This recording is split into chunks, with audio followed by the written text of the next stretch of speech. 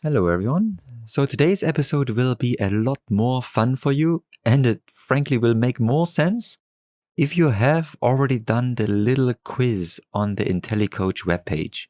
Just head over there, intellicoach.org, scroll down, just have a look.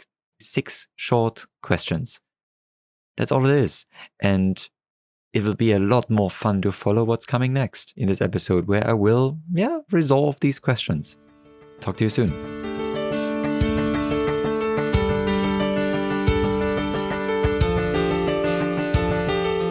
This is the Coaching Leader Podcast, a resource for modern, busy people leaders like you who know that just directing people simply does not work in the long run. We provide focused skill practice and the relevant thinking models, so you will ask better questions and make your team shine. Freshly served to you by IntelliCoach.org from hot and spicy Singapore. Hello everyone. So welcome to episode 13 of the Coaching Leader Podcast. Hope that's not a bad omen. 13, in the Western countries, that's a sort of inauspicious number.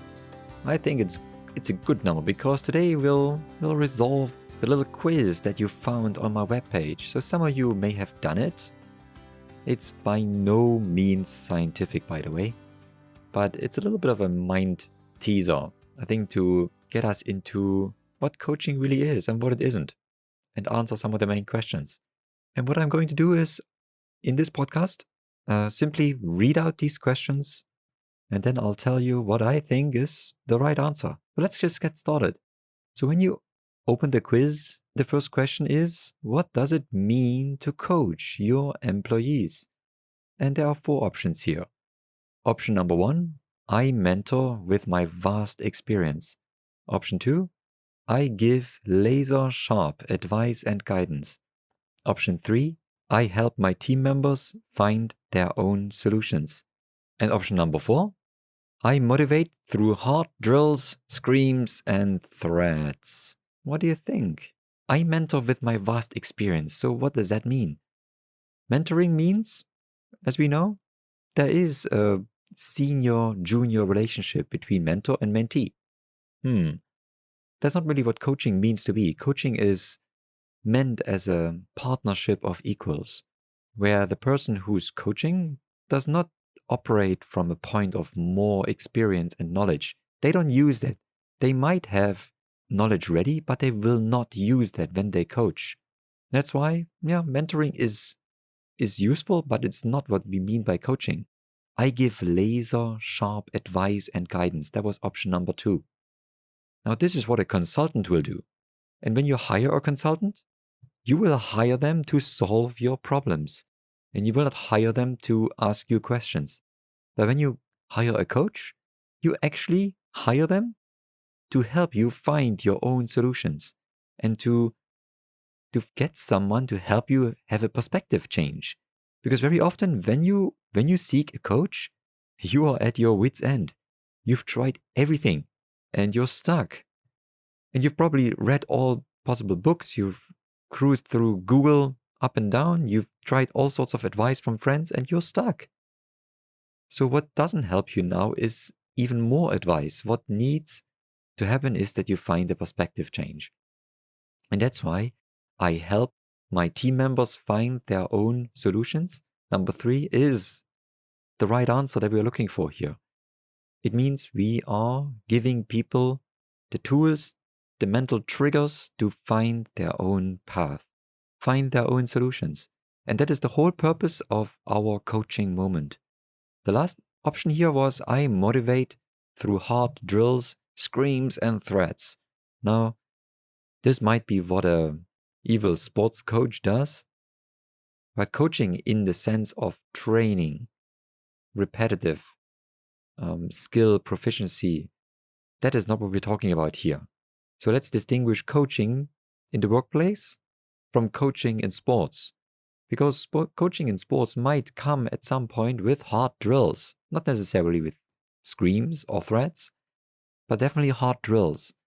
So coaching in the workplace really means that I, as a leader, go into a conversation knowing that the person in front of me is capable and that I want to help them find their own solutions. Let me go on to the next question. As a coach, what do you do the most in a coaching style conversation? Option 1, I ask powerful questions. Option 2, I listen actively. Option 3, I share advice. Option 4, I plan what to say next. What do you think? I ask powerful questions, I listen actively, I share advice, I plan what to say next. I think let's start with the most obvious. I share advice. I think we just discussed. No, not really. We're not coming in as a coach to share advice, because then we are more in a mentoring or consultant role, which are valid roles and interaction styles. But when we coach, when we want to have a dominant long-term and motivational impact, we are not spending most of our time in sharing advice. Now, as a coach, sometimes we do that. We might share an advice here and there, but we know of the potential dangers of doing that, because it will reduce the ownership of the person in front of us. So sharing advice, not so much. The last option here was I plan what to say next. Well, if we do that in a coaching conversation, I think then we end up with what we often see as a series of monologues instead of a dialogue. That's when we see when people talk to each other and they don't listen to each other. They simply speak and hear, but when they hear, they spend their time preparing their own statement. It happens very often in meetings that I've been participating.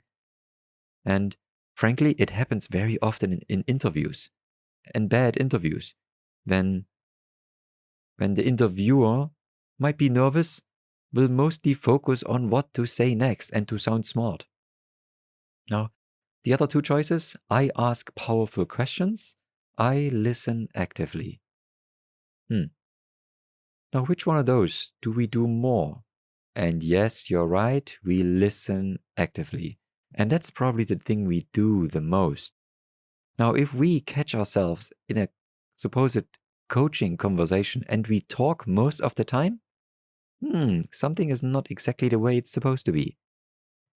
We are using powerful questions as a way to help someone else think further, think differently, not necessarily deeper, but we want to help them make a perspective change, because remember, people might come to us or are likely with us because they have tried a lot or they are desperate. Many employees go to their bosses for advice only when they have tried a lot. So asking powerful questions is something we do. This is a key element of our skill, but listen actively is what we do most of the time. When you think of the time duration of a coaching conversation, I think 70, 80 to 90% should be the active act of listening. And that is when I hear beyond the words, I see the body language. I understand the situation of the person in front of me. I pick up certain words from them that are intriguing, that I want to explore more. And I don't get bogged down in the content itself of the story. Let's move on. The next question, what does it actually then mean to listen actively as a leader with coaching skills? Option number 1, I find the right moment to ask that one powerful question that I tried not to forget for the last 4 minutes. Option number 2, I take mental note of all the things that the person is wrong about so that I can reject them competently. Option number 3, I paraphrase and summarize frequently and build my next questions based on what was said. Option 4, I actively rehearse tonight's presentation in my head while listening. As a leader? So option number 1, I find the right moment to ask that one powerful question that I tried not to forget for the last 4 minutes. Oh my, I think if we do that, then we are a lot more focused as a coach on our own performance than anything else. And that's a trap that I've been in and that many people who learn how to coach are in. We think that our performance is fully dependent on our ability to ask beautiful, powerful questions. But in my view, our performance is a lot more dependent on our ability to listen. So what I do, and I have to do very often, is to simply forget a powerful question that came up my mind and simply let go of it and follow the thread of the person in front of me. And that means very often I won't even take note of it on a piece of paper. The question simply fades away. And it feels in that moment a bit sad. It feels like a loss. It feels like you don't add value or you're giving away value, but it's actually not the case. You're giving value by staying with the person. The second option was I take mental note of all the things that the person is wrong about so that I can reject them competently. Well, that's quite a negative view of an interaction. Probably the viewpoint of somebody who wants to attack, wants to discourage. Definitely not coaching. We picked it up easily. I actively rehearse, that's the fourth option. I actively rehearse tonight's presentation in my head while listening. As a leader, I am expected to multitask. Well, I hate to say, but we all know that by now, multitasking is a myth. We can only multitask if there's only one highly cognitively challenging task in our mind. We can, for example, drive and talk to someone at the same time.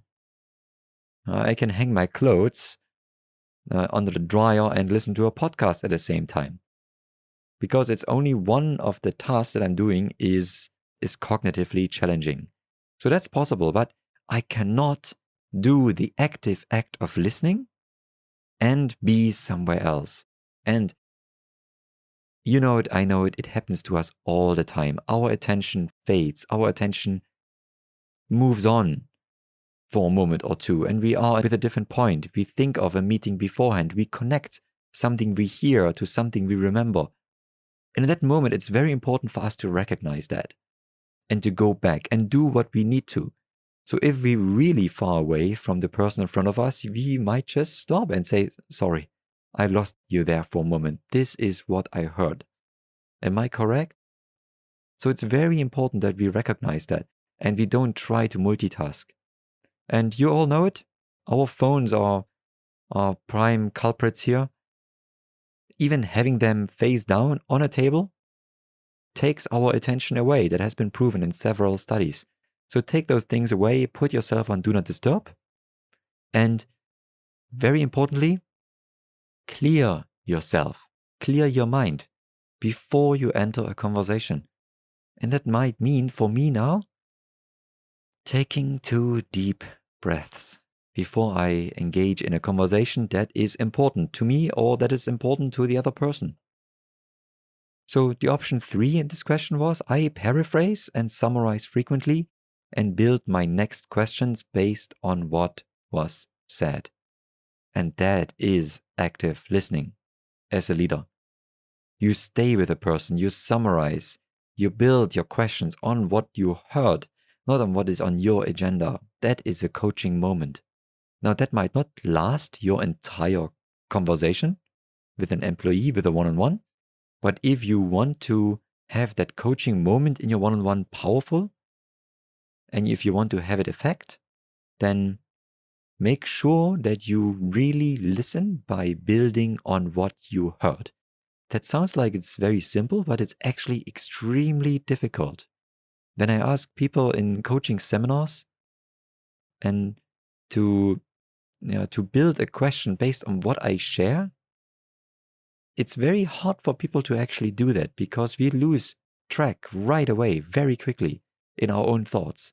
And this is actually, in my view, the real value of mindfulness. It's not a new age, soft activity that we can learn. It is actually extremely powerful in sharpening our focus on the here and now. Let me move on. So a leader says, bring me a solution, not a problem. What is your opinion when you hear that? Option 1, correct. When I say that, it keeps people off my back. Number 2, no, not correct. They should bring multiple solutions to a problem. Of course, that's why I hired them. Number 3, not correct. That might lead to undisclosed problems. I would like to hear at least their recommendation. And number 4, correct. I want them to find solutions themselves, without my involvement. So, is it correct or not correct? So we have two solutions here for correct and two solutions for not correct. Bring me a solution, not a problem. And this might be a question where your views differ. And again, it's not scientific, this little quiz. But I think this statement, bring me a solution, not a problem, I think this is not helpful. It is because in this moment, we might prevent people from approaching us. So correct to say, keeps people off my back. Well, that's a bit of a destructive view of a manager or an employee relationship. And I think you agree that this is not a good solution. We want our people to be engaged, and it's not a resource relationship. It is humans working together. You don't say this to keep people off your back. If you feel like that about your employees, there are some bigger troubles looming here. The other statement, option 4, I want them to find solutions themselves without my involvement. Well, sounds like coaching, doesn't it? I want people to find solutions themselves without my involvement. That's true, but not for every problem. We can always expect our employees to find solutions themselves without our involvement. And that's where the tricky thing is here. As a leader coach, we are involved. So we are involved as a coach and we help people find solutions. For some tasks, people might find it very easy. They might find solutions without any problem, but very often we have to help them. And it's our role to ask questions that help people find their own ways. So that's why I want them to find solutions without my involvement is not necessarily correct, because it sort of tries to create a position of delegation without involvement, which is not helpful. And in fact, almost the same as saying keeps people off my back. So option number 2 was not correct. They should bring multiple solutions to a problem. So when you say bring me a solution, not a problem, the problem is with this statement, it feels like entitlement from the leader's point of view, that because I'm paid more, I'm standing above you in the corporate org chart, I'm entitled to have you approach me only when you have multiple solutions. And that might not always work that way, and it has a big risk attached to it. And that's why option 3, not correct, that might lead to undisclosed problems, I think is very true. We don't want our team members to not disclose problems, because then we can be in trouble very quick. I've read once that one good proxy for a well-functioning team is how fast problems are being brought to the attention of outsiders to the team or even to the leader. If problems arise and nobody shares about them, just because they haven't found solutions yet, then that's an issue. We want problems to emerge in a space of trust. And even if team members don't have solutions yet, we need to know about them. And very often a perspective change can help our team members find solutions to these problems. Let's not say this anymore, in my opinion. Bring me a solution, not a problem. We might actually create more harm than good. But, and that was the second sentence of option 3, I would like to hear at least their recommendation. And we had this in a previous episode. I think this is a very powerful way to approach that. They might not have a solution, but we can always expect, and we should expect, that people come to us with an opinion or a recommendation. So let's move on. I think it's question number 5. A team member says, I don't know where to take my career. What should I do? So what's your response? So option number 1, let me tell you what I would do in your case. Option 2, what's wrong with you? Your career is better than anything I had at your career stage. I suggest you should be a bit more grateful. Option number 3, I have just the right book for you to read on this. Look here. And option number 4, interesting. What makes this question about your career so important to you right at this moment? And I think you probably have a good hunch on this, on these options. So let me tell you what I would do in your case. That was option number 1. That's clearly a mentoring response. And that could be useful. However, it doesn't really align to a coach's response, a coach's first response. We want to stay away from diluting, or not diluting, we want to pollute the solution space with our own experience. Just because it worked for us doesn't mean it works for someone else, because our experience in the past was very different to what the person in front of us goes through right now. So we should start with their idea, with their world, and understand it before we even think of sharing our case. Now, if it is a mentoring relationship, that's different, but it's not what we're talking about here. Option number 2 was, what's wrong with you? Your career is better than anything I had at your career stage. I suggest you could be more grateful. Well, here, that's obviously not exactly a positive approach. So when we act in this way, we discourage. We neglect the person's intent. So let's move on. I have just the right book for you to read on this. That was option number 3, and that's just another way of mentoring.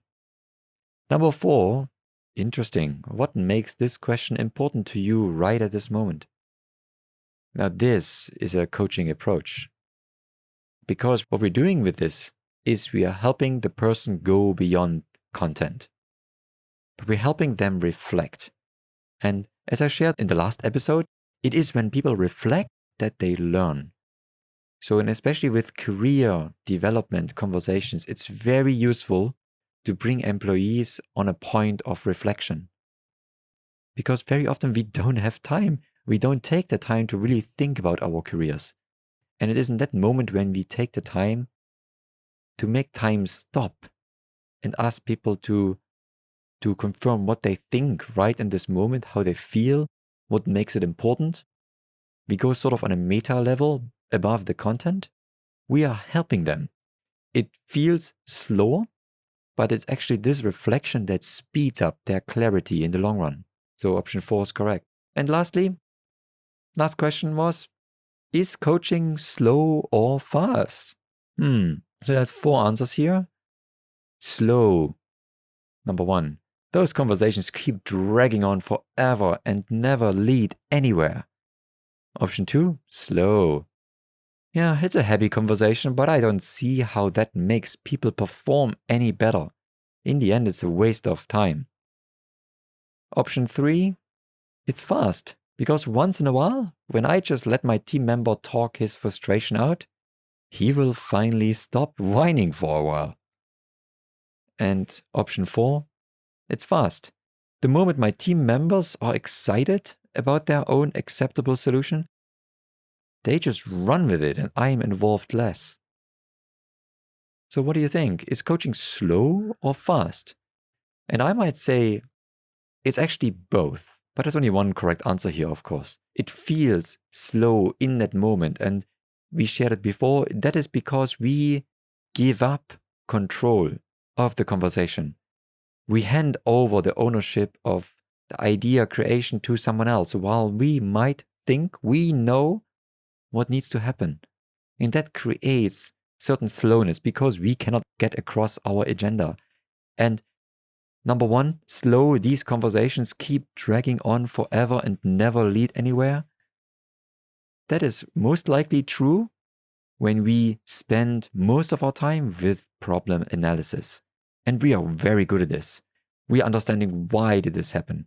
What's wrong with it? So if we spend most of our time analyzing it, we are in a consultant mindset. We are not coaching. Coaching is really about understanding where we are right now and where we want to go. Coaching is then fast, or it is a coaching conversation in the first place, if we ask person, where do you want to go? What would you like to have happen instead? So number 2, it's slow because it's just a happy conversation, but I don't see how that makes people perform better. So this is something which people might say once the coaching conversation is very unfocused. And something simple we can do to mitigate that is to ask very early in a coaching conversation, what would need to happen in these 5 minutes that we have to make it useful to you? And that is something I suggest we do once we understand where we want to go. So very often people don't know what they want to achieve. They say, I have real trouble with this project budget report, or with working with Jane on that project budget report. Rather than saying, so what's the problem? What's your problem with Jane? Asking the person instead, what would you like the relationship to be like? How should it be? What would you like to have instead? And once the other person shares some thoughts on this, and we're sort of fleshing out where we want to go, then you ask, okay, so knowing that, how should we use our time together? I know we are both in a rush and this was not really planned. We have 10 minutes, so how should we use this time? What would be useful for you to make a step forward? And once we do this, it's not just a happy conversation anymore. It's something where you help getting someone move from where they are to where they should be. And that is highly related to performance management. Number 3, fast. The coaching conversation is fast. Because once in a while, when I just let my team member talk his frustration out, he will finally stop whining for a while. And yes, that can feel fast, but if we perceive a listening session and a coaching session as letting someone vent, we are just meeting the very minimal requirements, so to speak, of coaching. And yes, sometimes we just listen to hear someone's frustration and hear someone vent. But this is something which we do to prepare them to move forward. Because remember, coaching is about the future. And in this case, we are relentless as coaches. We will not get sucked into someone's emotional turmoil in the past and what went wrong. We ask them, so what can you do right now to move forward? What's in your power? What's in your control? That is our role. And once we are mindful and active listening, we can stay out of the content of the other person and we help them move forward. And the last option here, coaching is fast, because the moment my team members are excited about their own acceptable solution, they run with it and I'm involved less. And hey, this is a good way to end this episode because that's exactly the value promise of coaching. We help team members contribute to most part of their solution forward for a challenge that they have. We help them articulate it, flesh it out, describe the next steps, describe milestones on their next steps. Because when that happens, we are, in that moment, a moderator of their ideas. And we help them by saying at the end, so what milestones will you see? How will you know you're progressing well? And what else do you need from me? And it's very important that we ask this question not at the beginning of a coaching conversation. Because what happens then if we do that? People simply ask us, so tell me what you would do. And that is not what we are there for. So I hope this little quiz was a good mind teaser. Created this as a little summary for us to sort of articulate what coaching should be. So, and with that, I want to send you into, wherever you are, a good morning, a good lunch break, good afternoon, good evening, good night. And I hope to see you soon. And see you online on IntelliCoach.org. All the best. This is Maik. Bye. You have been listening to the Coaching Leader Podcast, your resource to activate strengths and coaching skills in leaders. Head over to IntelliCoach.org to check out our blog and offers. If you like what you heard, please subscribe to this podcast and leave a 5-star review on iTunes. Thank you for tuning in.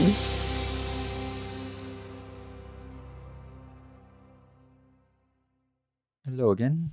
So, first of all, I just wanted to give a shout out to Ryan and thank you for your feedback on the podcast. I think it's very helpful to have listeners who go forward and share what they really think. It is always very useful, especially in my early experimentation days. I wanted to share a few more thoughts on what was going on in the last few days and weeks.